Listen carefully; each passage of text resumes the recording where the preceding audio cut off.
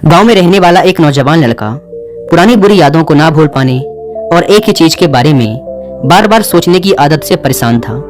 अगर उसे कोई कुछ कह देता या फिर उसके साथ कुछ थोड़ा सा भी गलत हो जाता तो वो बस उसी एक घटना के बारे में पूरे दिन सोचता रहता।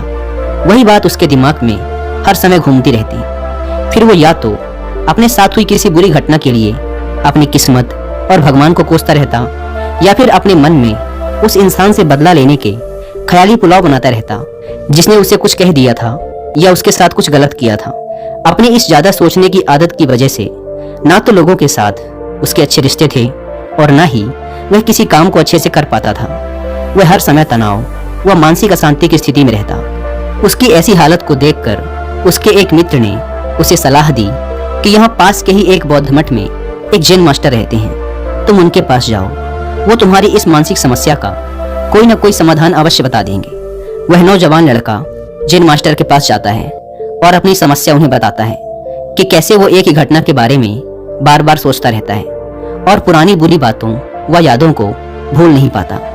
लड़के की समस्या सुनने के बाद जैन मास्टर वहां से उठकर मठ के अंदर चले जाते हैं। जैन मास्टर का बिना कुछ उत्तर दिए यूं उठकर चले जाना लड़के को कुछ अजीब सा लगता है, लेकिन वो फिर भी वहीं बैठा रहता है। थोड़ी देर बाद वह देखता है कि जैन मास्टर मिट्टी के गिलास में पानी भरकर उसकी तरफ चले आ रहे हैं। जैन मास्टर लड़के के पास आकर खड़े हो जाते हैं तो लड़का भी उनके सामने खड़ा हो जाता है। जैन मास्टर लड़के से पूछते हैं, बताओ इस गिलास का वजन कितना होगा?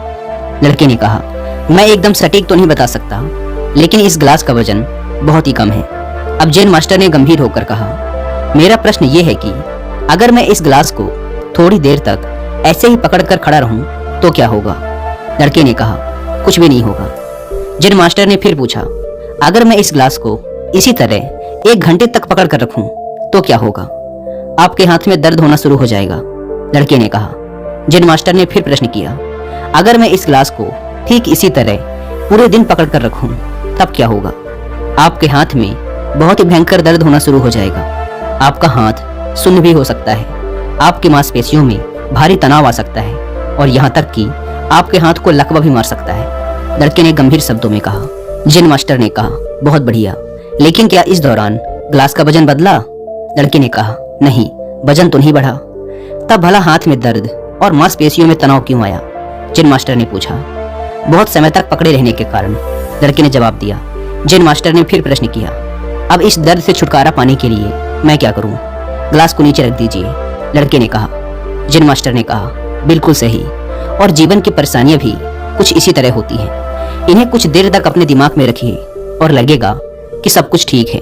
उनके बारे में ज्यादा देर तक सोचिए और आपको पीड़ा होने लग जाएगी, और इन्हें और भी देर तक अपने दिमाग में रखिए, फिर ये आपको अशांत व पागल करने लग जाएंगी और आप कुछ भी नहीं कर पाएंगे। जैन मास्टर ने लड़के की तरफ इशारा करते हुए कहा, अपने जीवन की पिछली गलतियों और घटनाओं के बारे में सोचना जरूरी है, लेकिन उससे भी ज्यादा जरूरी है उनसे सीखकर आगे बढ़ना।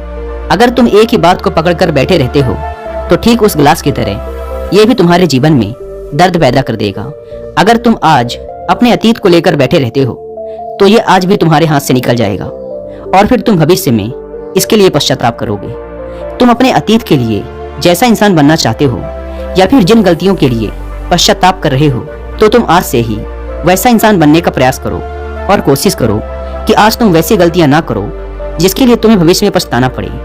इसलिए चिंता करना बंद करो और अपने आज के कर्मों पर ध्यान दो, क्योंकि चिंता व्यक्ति को उसकी चिता तक ले जाती है। दोस्तों, चिंता करने की आदत को छोड़कर एक खुशहाल जीवन कैसे जिया जाए, इस पर विश्व प्रसिद्ध लेखक डेल कार्नेगी ने एक बहुत ही अच्छी किताब लिखी है जिसका नाम है how to stop worrying and start living, यानी चिंता छोड़ो सुख से जियो।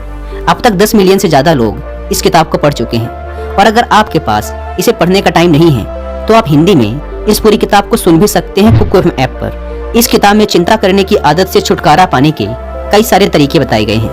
मैंने भी इस किताब को 2 बार सुना है, और अगर आप चाहें तो आप भी कुकू एफएम को डाउनलोड करके ये किताब और ऐसी ही हजारों किताबों को ऑडियो फॉर्म में सुन सकते हैं, वो भी अपनी मनपसंद लैंग्वेज।